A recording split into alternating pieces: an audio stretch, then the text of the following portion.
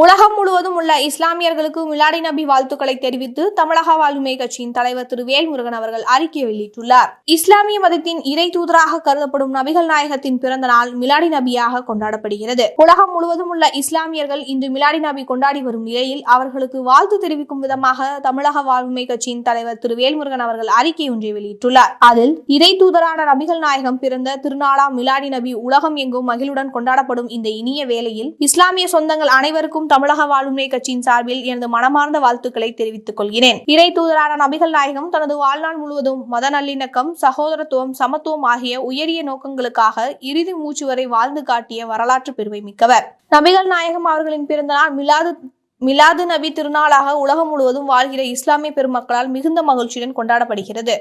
இஸ்லாமிய பெருமக்களின் திருமறையான திருக்குரான் நபிகள் நாயகம் மூலமாகத்தான் மக்களுக்கு வழங்கப்பட்டது. அவர்களை நன்னெறிப்படுத்தும் வகையில் இத்திருமறை அமைந்துள்ளது.